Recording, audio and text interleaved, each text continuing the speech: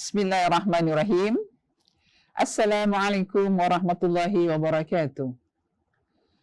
Alhamdulillahirabbil alamin. Assalatu wassalamu ala asyrafil anbiya'i wal mursalin wa ala alihi wa sahbihi ajmain. Ashhadu an la ilaha illallah wahdahu la syarika lah wa ashhadu anna Muhammadan abduhu wa rasuluh. Allahumma salli ala Sayyidina Muhammad wa ala ali Sayyidina Muhammad kama sallaita ala Sayyidina Ibrahim wa ala ali Sayyidina Ibrahim wa barik ala Sayyidina Muhammad wa ala ali Sayyidina Muhammad kama barakta ala Sayyidina Ibrahim وعلى آل سيدنا إبراهيم في العالمين إنك حميد مجيد. Alhamdulillah, jamaah muslimah yang dirahmati Allah, segala puji hanya bagi Allah. Nikmat kerajaan bagimu, tiada sekutu bagimu.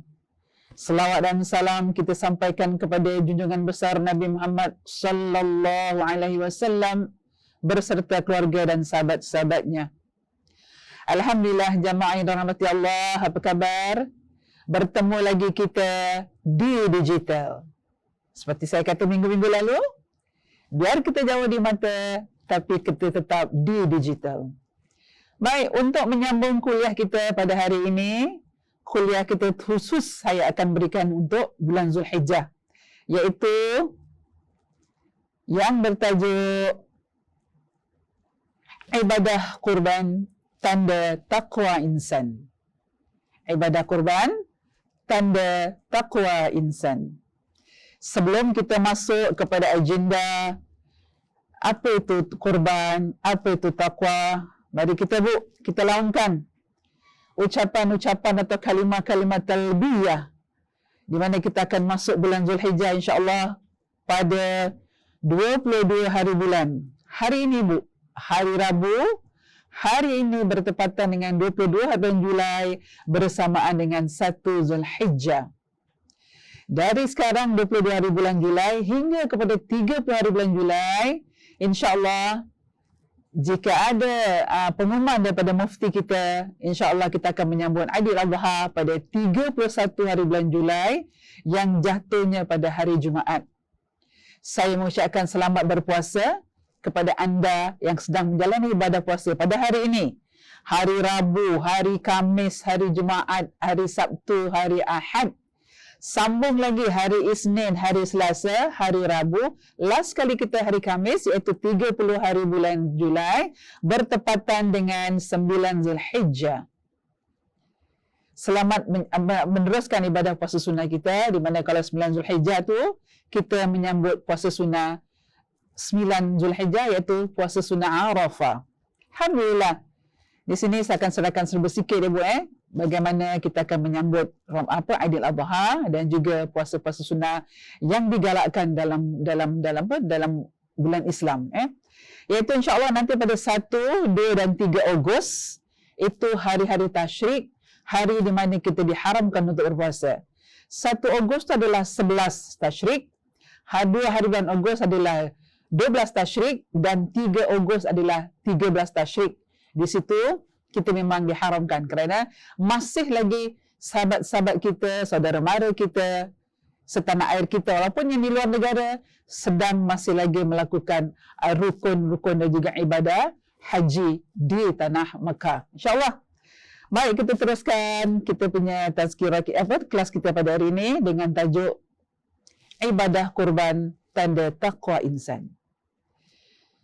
Setiap kita apabila datang hari kebesaran Islam, terutama Hari Raya Haji dan juga Hari Raya Aidilfitri. Baru-baru ni kita menyambut Hari Raya Aidilfitri. Kita sedang duduk di rumah. Hanya beberapa orang saja dibenarkan untuk hadir ke rumah kita. Ni sekarang kita masuk langkah yang kedua ni juga menyambut Aidil Adha. Pun sama juga. Kita menetap di rumah. Tidak dapat nak meraihkan. Kalau tempoh hari dibenarkan 2 orang untuk mengunjungi orang-orang tua kita, tapi kali ini kelonggaran itu dilonggarkan lagi, hanya 5 orang dalam satu kumpulan untuk menziarah. Besar atau kecil jumlah kedatangan mereka, kita amat menghargai. Syukur pada Allah kerana telah memberi keizinan untuk anak-anak cucu kita dah hadir.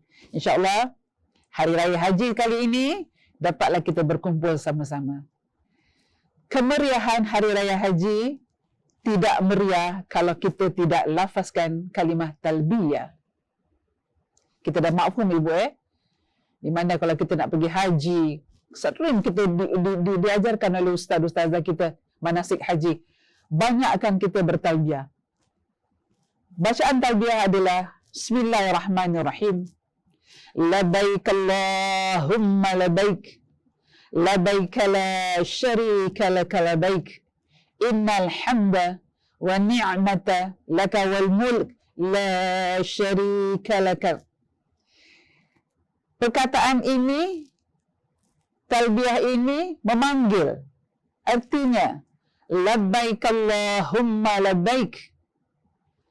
Aku penuhi panggilanmu, ya Allah. Aku penuhi panggilanmu, ya Allah. Labbaik la syarika laka labbaik. Aku memenuhi panggilanmu. Tidak ada sekutu bagimu. Aku penuhi panggilanmu. Innal hamda. Sesungguhnya segala puji. Wa ni'mata laka wal mulk.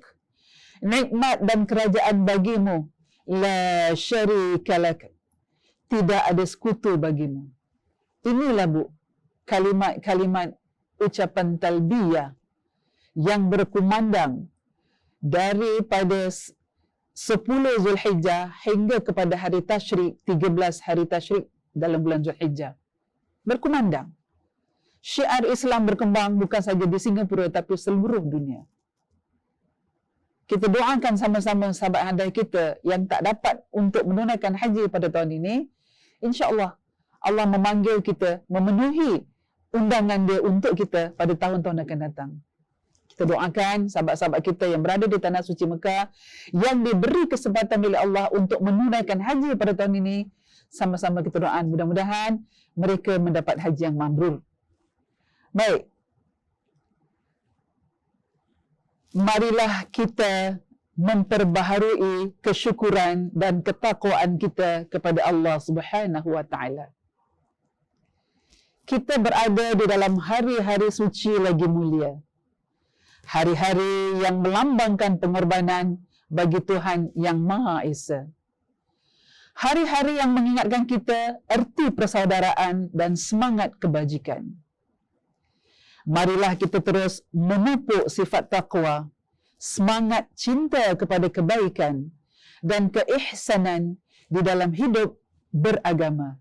Semoga Allah Subhanahu wa taala menerima segala usaha dan ibadah kita. Baik yang berada di tanah suci maupun di tanah air pada bulan Zulhijjah yang penuh dengan keberkatan. Labbaik Allahumma labbaik tadi adalah doa Nabi Ibrahim. Ketakwaan Nabi Ibrahim, ketakwaan isteri Siti Hajar dan juga ketakwaan anak beliau Nabi Ismail alaihissalam tidak ada tolok bandingnya.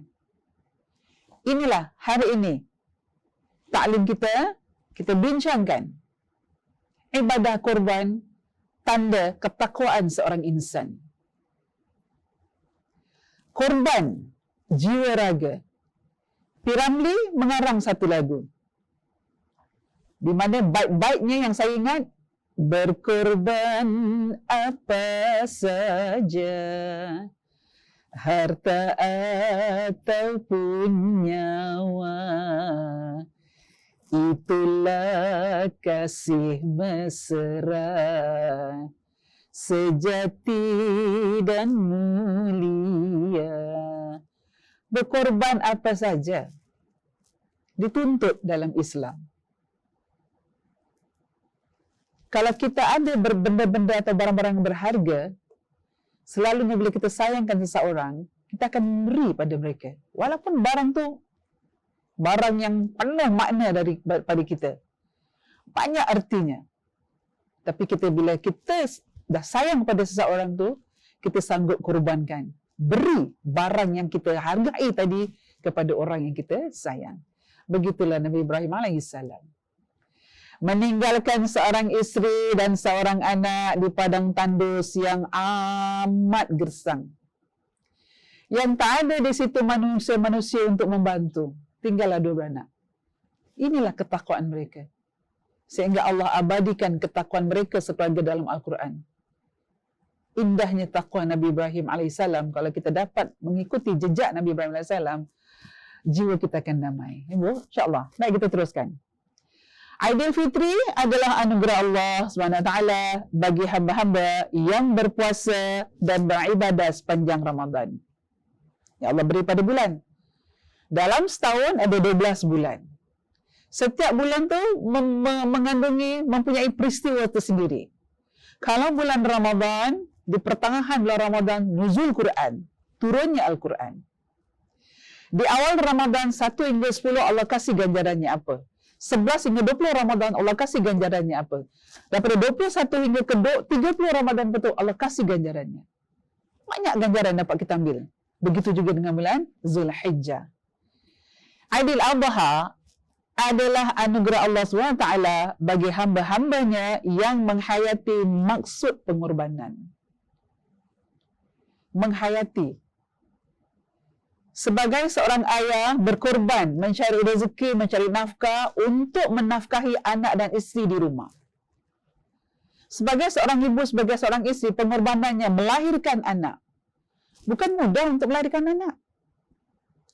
Kalau kelahiran anak dia boleh diberikan kepada seorang lelaki, agar lelaki dapat tahu bagaimana pengorbanan seorang ibu daripada saat dia hamil sehingga melahirkan anak, inilah pengorbanan yang tak ada tolok bandingnya, yang tak dapat digantikan dengan apa.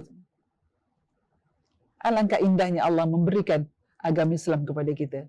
Alangkah indahnya Nabi Muhammad menuntun kita dalam adab-adab serta syariat-syariat yang dibawa olehnya kepada kita.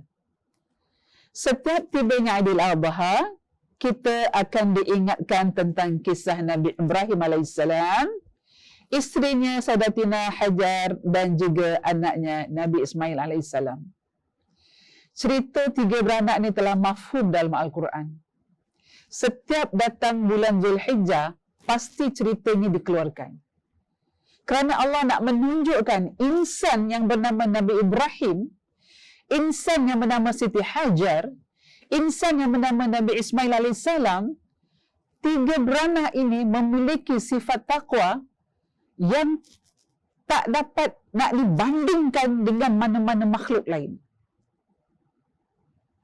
Seorang isteri yang dikawini oleh seorang suami, yang tiba-tiba dikaruniakan oleh Allah seorang anak, sampai masa diminta oleh Allah untuk korbankan anak tadi. Bayangkan, Bu. Di saat Nabi Ismail sedang cantik-cantik dan cute-cute lah, kata orang sekarang, bermain di hadapan mata, tiba-tiba Nabi Ibrahim dapat perintah oleh Allah SWT untuk korbankan. Sebagai tanda Allah nak lihat, apakah yang lebih membuat kamu cinta kepadaku?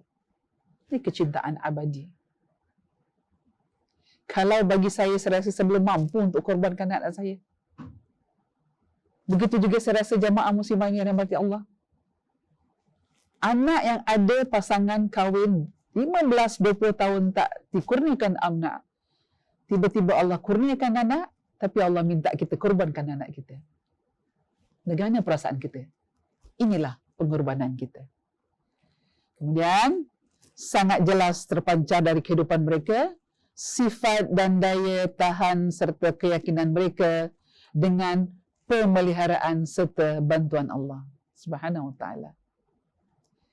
Sesuatu yang kita lakukan, Bu, kalau betul-betul kita ikhlas kerana Allah Subhanahu Wa Taala, insya-Allah Allah akan bantu kita. Berat macam mana sekalipun penderitaan kita tanggung, Allah pasti akan bantu. Yakin. Dengan keyakinan, dengan kita ikhlas kepada Allah, dengan redha. Aku hamba-Mu, hai Allah, ku terima, insya-Allah, Bu. Setiap yang berat akan menjadi ringan. Begitulah Nabi Ibrahim alaihissalam dan juga anaknya ketika diuji oleh Allah untuk menyembelihkan anaknya.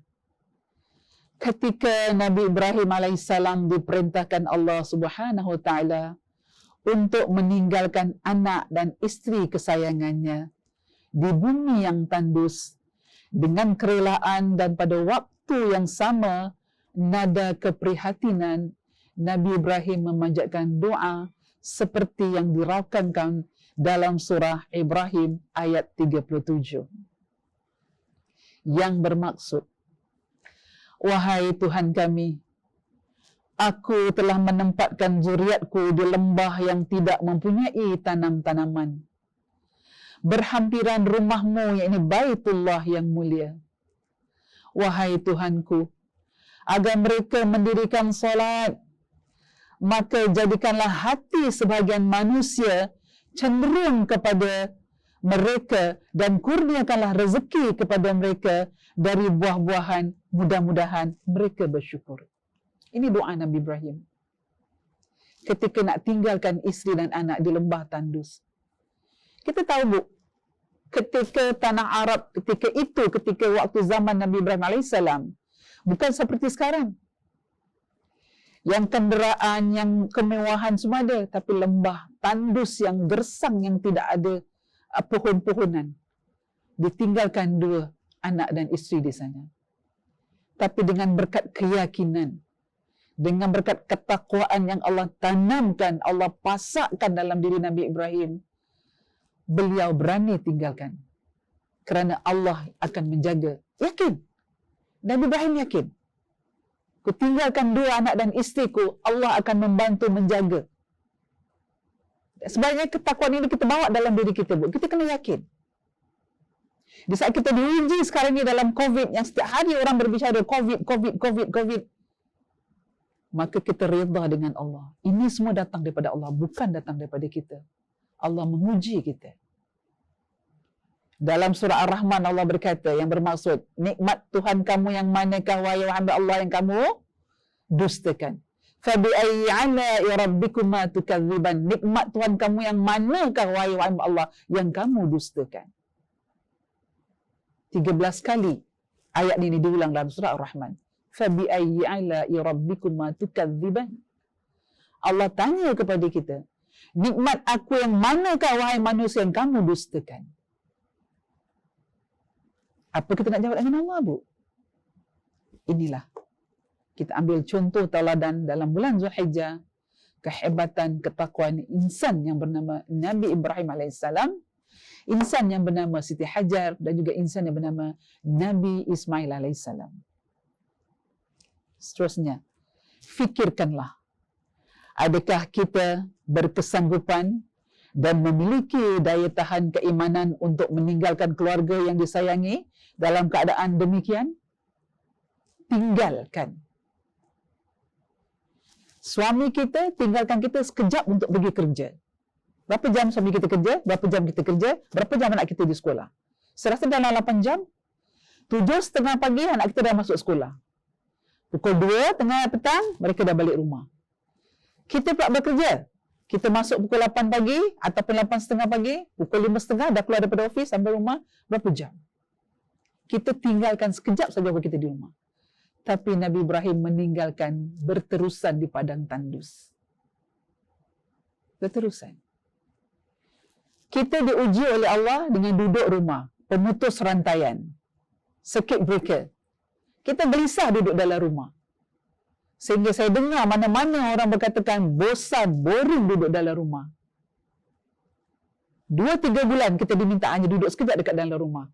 Tapi bermacam-macam perasaan keluar. Dengan anak pukik, dengan ini bising.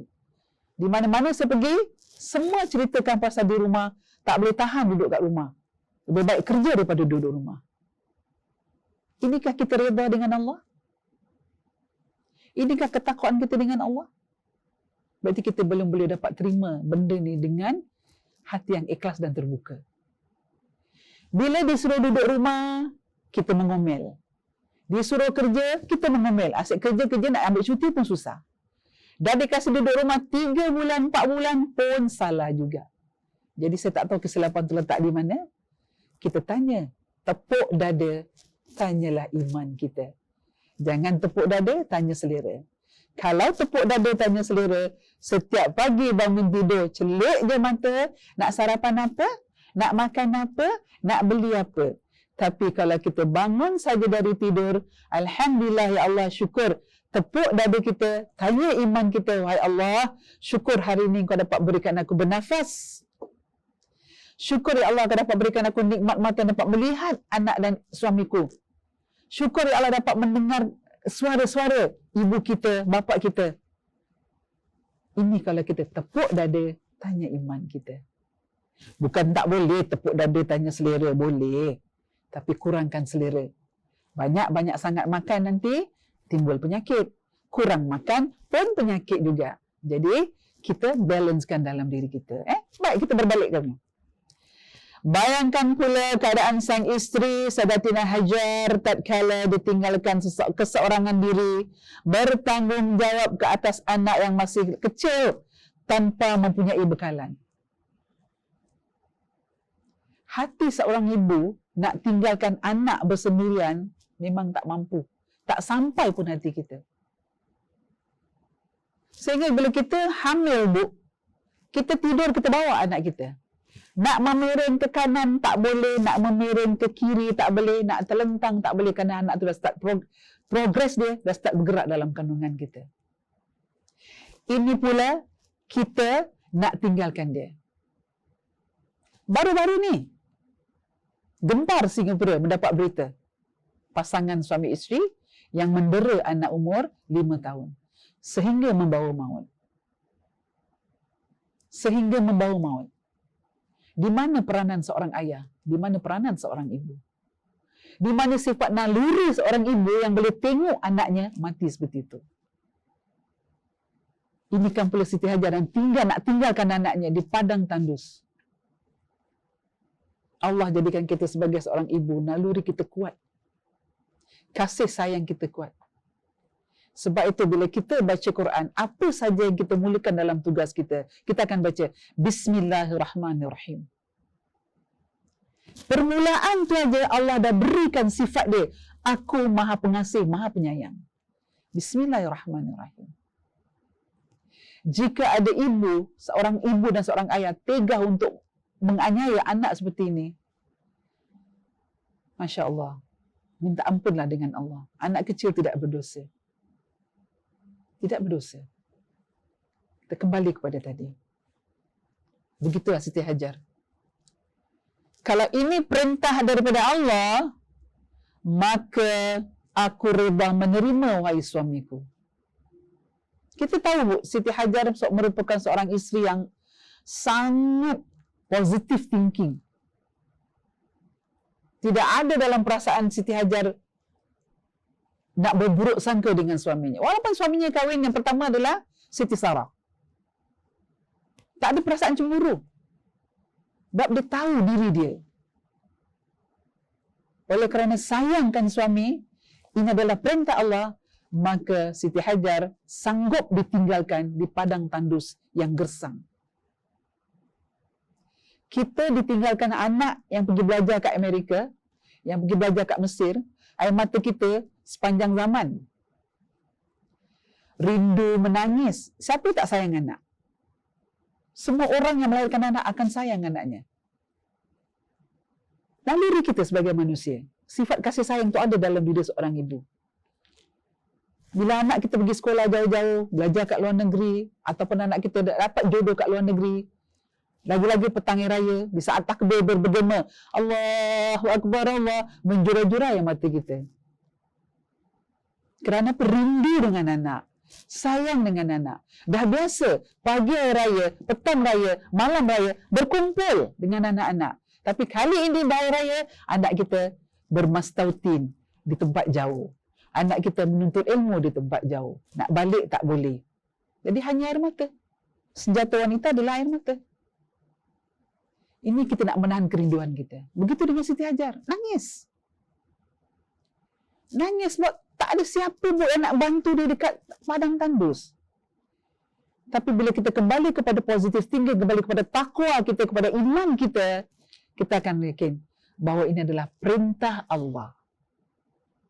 Adakah Allah akan menganiaya? Adakah Allah menghukum hamba-Nya jika kita melakukan kebaikan? Tidak. Justru itu Siti Hajar dan anaknya Nabi Ismail AS redha. Sentiasa berdoa. Inilah wahai Allah pengorbananku untuk suami tercinta.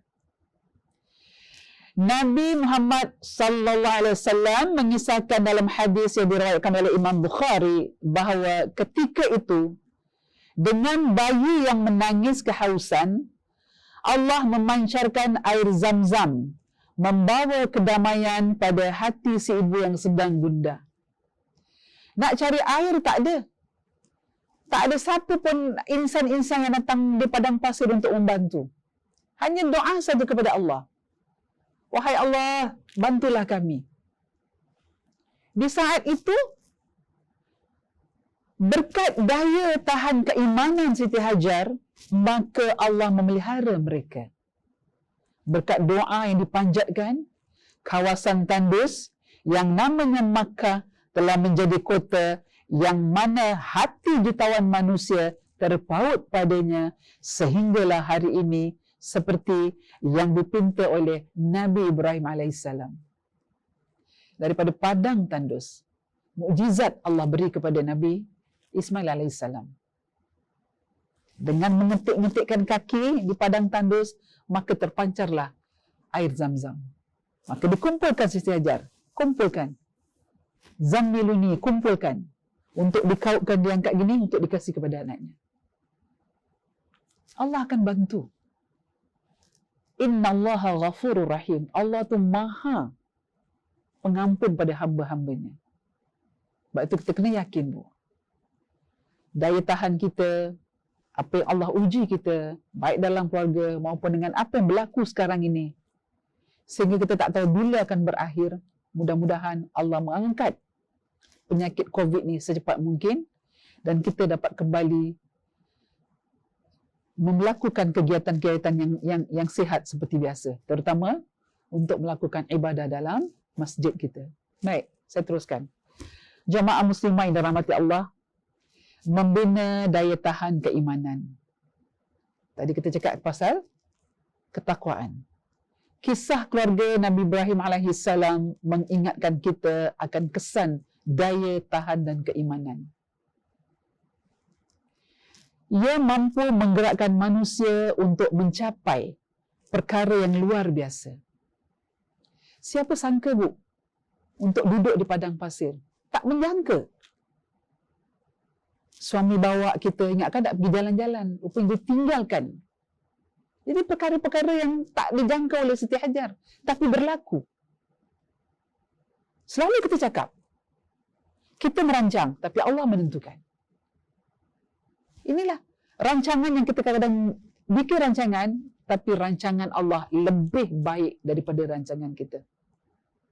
Kita sebagai manusia merancang, tapi Allah kasih rancangannya yang terbaik untuk kita.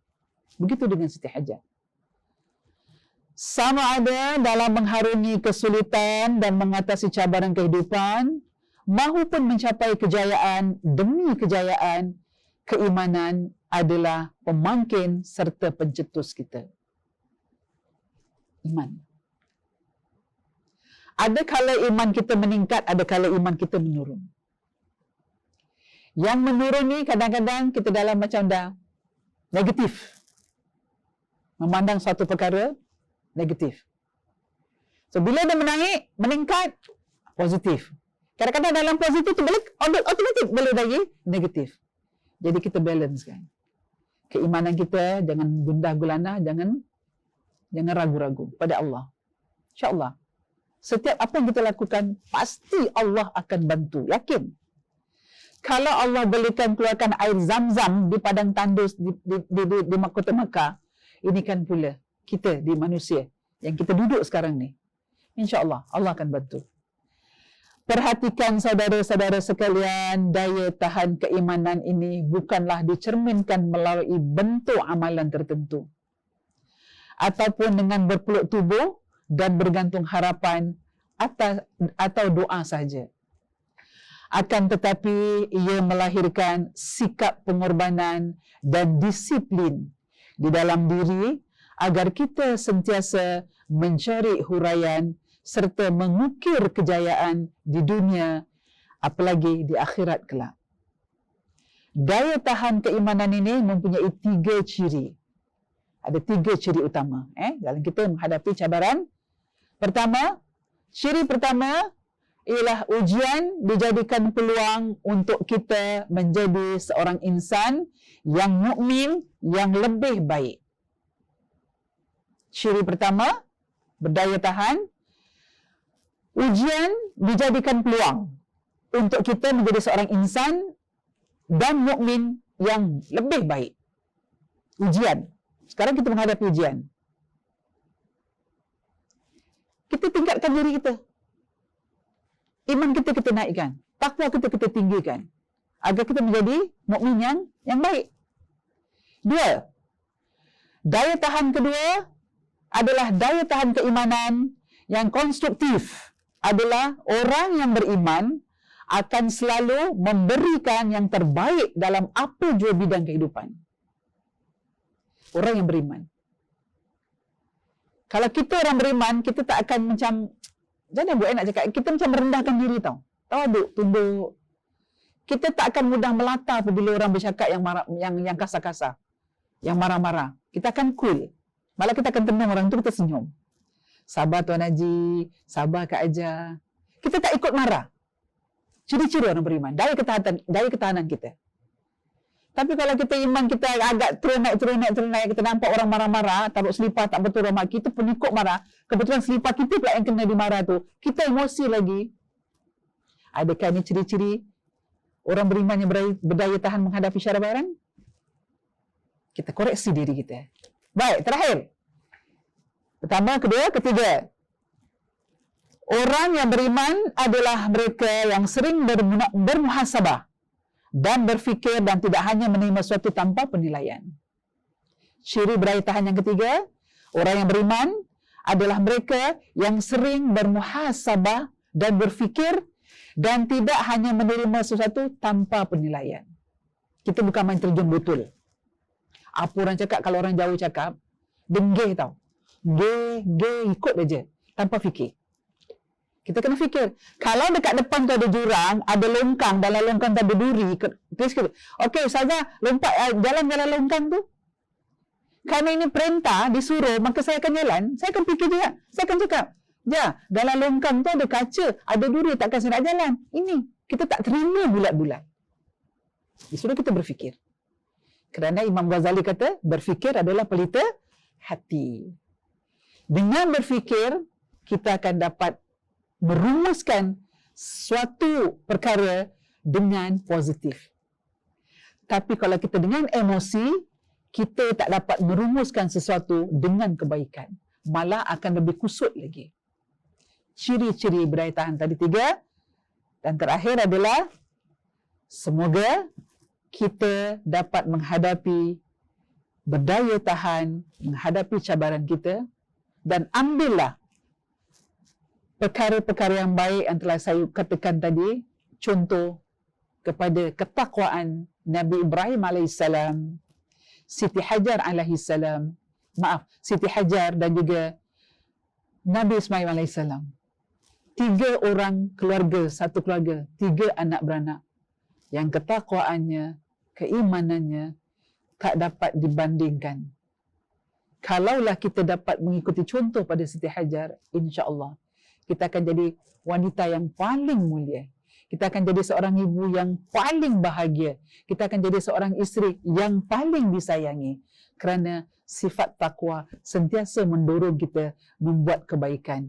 Mendorong kita berfikir dengan matang. Mendorong kita melakukan, mencapai kebahagiaan dengan positif. Tanpa ketakwaan, manusia akan terombang-ambing. Ibarat kita lemas di lautan. Kalau tak ada pelampung ataupun boya untuk membantu kita, maka kita akan lemas di lautan. Mudah-mudahan taklim yang ringkas dan yang padat ini dapat dimanfaatkan, insya-Allah kita akan sambung lagi. Sekali lagi, saya ucapkan selamat berpuasa pada hari ini, hari Rabu, bersamaan 22 hari bulan Julai, 1 Zulhijjah. Teruskan ibadah puasa anda. Mudah-mudahan Allah merahmati kita. InsyaAllah kita bersambung lagi pada minggu yang akan datang, di hari dan waktu yang sama, dengan topik ibadah kurban, suatu tuntutan dalam kita bertakwa kepada Allah Subhanahu wa taala. Akhir kalam, mari kita sama-sama baca tasbih kafarah dan surah Al-Asr.